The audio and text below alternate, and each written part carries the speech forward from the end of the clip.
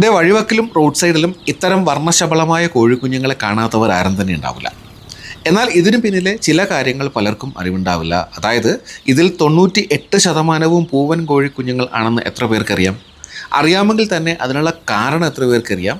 ഇനി ഇവയ്ക്ക് മനോഹരമായ ഈ നിറങ്ങൾ കിട്ടുന്നത് എങ്ങനെയാണെന്ന് ആർക്കൊക്കെ അറിയാം? അപ്പോൾ ഇത്തരം കാര്യങ്ങളാണ് നമ്മൾ നോക്കുന്നത്. ശരിക്കും ഈ കോഴിക്കുഞ്ഞുങ്ങൾ മുട്ടക്കോഴി വ്യവസായത്തിലെ ഒരു ബൈ പ്രോഡക്റ്റാണ്. ശരിക്കും പറഞ്ഞാൽ വേസ്റ്റാണ്.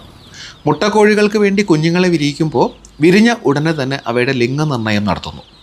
ഇതിന് വെൻഡ് സെക്സിങ് എന്നൊരു മാർഗ്ഗമാണ് ഉപയോഗിക്കുന്നത്. ഫെദർ സെക്സിങ് എന്ന മറ്റൊരു മാർഗ്ഗം ഉണ്ടെങ്കിലും ഒരു ദിവസം പ്രായമായ ചെറിയ കുഞ്ഞുങ്ങളിൽ ഇത് സാധ്യമല്ല.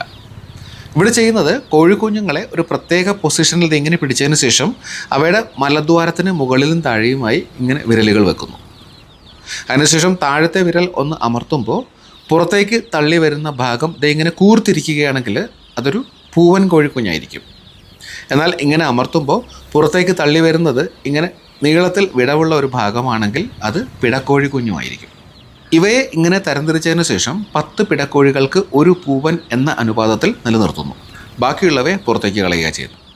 ഈ പൂവൻ കോഴിക്കുഞ്ഞുങ്ങളെ കച്ചവടക്കാർ ശേഖരിച്ച് പലതരത്തിലുള്ള ചായങ്ങൾ അലക്കുകാരവുമായി മിക്സ് ചെയ്ത് സ്പ്രേ ചെയ്തിട്ട് ഏകദേശം 2 മണിക്കൂറോളം 38 ഡിഗ്രി സെൽഷ്യസിൽ ചൂടാക്കുന്നു. അതിനുശേഷമാണ് ഇത്ര വർണ്ണശബളമാക്കി നമ്മുടെ മുന്നിലേക്ക് ഇവയെ എത്തിക്കുന്നത്. ഇന്ത്യയിൽ ഇത്തരം കച്ചവടം നിരോധിച്ചിട്ടുണ്ടെങ്കിലും ഇപ്പോഴും ഇത് നിർബാധം തുടരുന്നത് നമുക്ക് കാണാൻ സാധിക്കും. അപ്പോൾ ഇനി ഇത്തരം കോഴിക്കുഞ്ഞുങ്ങളെ കണ്ടാൽ അത് വാങ്ങണോ വേണ്ടയോ എന്നുള്ള കാര്യം നിങ്ങൾ തന്നെ തീരുമാനിക്കും കേട്ടോ.